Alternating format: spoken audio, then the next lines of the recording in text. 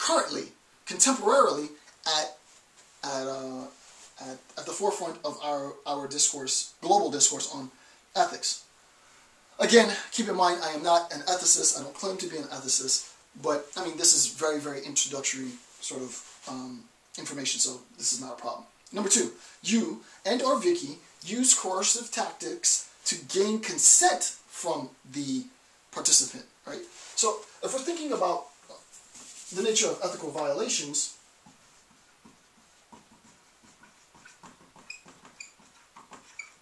possible violations, you can have violations in terms of access.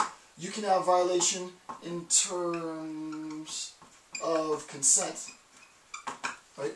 I can have ethical violations in terms of accessing members of a population, as I just described. I can have ethical violations in terms of consent. This idea of consent can unfold, the violations can unfold in terms of my violations to forego an individual's resistance to my research. Hey, I don't want to be in the research anymore. Could you don't incorporate my data? Then you publish your manuscript or what have you. The participant finds out a year or 2 years later that you actually incorporated everything that they said against their consent. That's going to be a huge problem, right? So that consent can be a huge problem. That could be direct researcher participant infraction, or it can be the infraction between the participant and the gatekeeper, right? So that I might be under the impression that it was okay, that the participant said that it was fine, assuming that the gatekeeper did everything that he or she was supposed to do, only to find out when I actually start the process of interviewing the participant directly that the participant doesn't really want to be in the research. Hey, didn't you say that the participant she was cool with this? Well, I'm getting the understanding from the participant that she doesn't want to be here, right?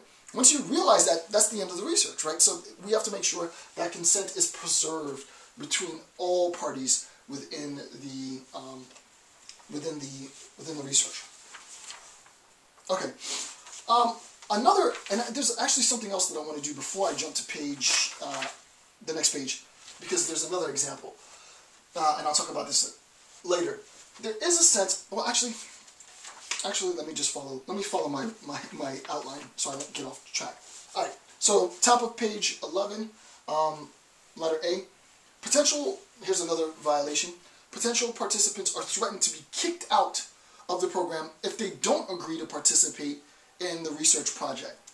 Right? So it's not just participants, but now we even have to include, with respect to the idea of gatekeepers, the concept of potential participants. So what I'm going to do is I'm going to create, or reconstruct rather, this diagram that I have. So we have at the top the researcher, C-H-E-R. Then we have the gatekeeper.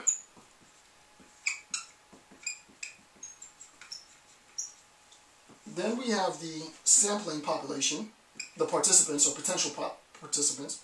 So this is the sampling.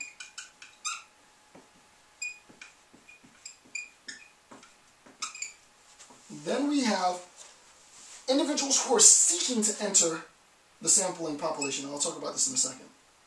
Those seeking access to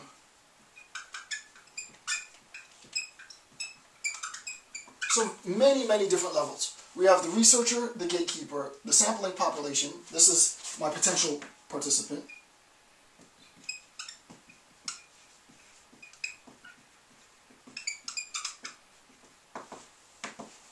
And then individuals who are seeking access to the sample population.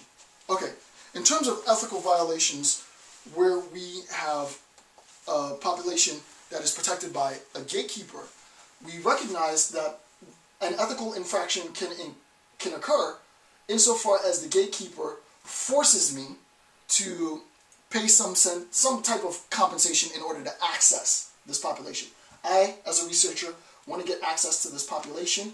In order to gain access to the population, I have to go through the gatekeeper, right? So in order to gain access, in order to get to 2, I have to first go to 1. But as part of my condition to gain access, we could have a violation at this point where access itself is contingent on where access to the population, I wrote pretty small here, but I'll vocalize it. Access is contingent on compensation, right? Ethical violation. So this is an ethical violation.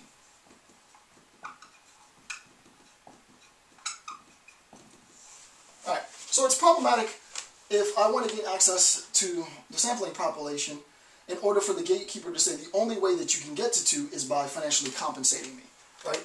So that's problematic. Now, another thing that you might see, and this isn't readily apparent, is that there are individuals who are trying to enter this population. So there are individuals, in the example of the VA, there are individuals who are war veterans who haven't done the paperwork yet and filed the necessary claims, what have you. I don't know the process, I'm just like making this up, in order to be acknowledged as a veteran and be able to get the benefits of the VA. So there's a population that's in line to become part of this population. Not part of the population, trying to file the paperwork in order to become part of the population. It's probably the case that the gatekeeper has control over the flow of individuals who enter this population under her or his control. If it's the case that the gatekeeper says, well, I need to grant, for whatever reason, probably because of compensation, and I'll talk about it in a second, the researcher access to the population, but I'm going to deny, not those who are already in the population, those who want to get in the population, access here, so that access is denied here. And I'll write exactly what I have here. Potential participants, those are potential participants are threatened. I'll come back to that. I'm actually at B. Those seeking access to the sampling population are informed that that access is contingent on consenting to the research project. This is a violation.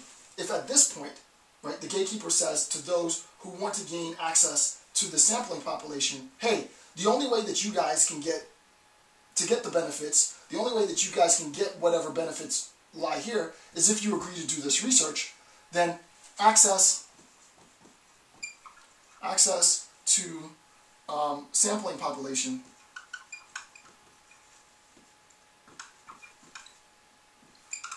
that is contingent on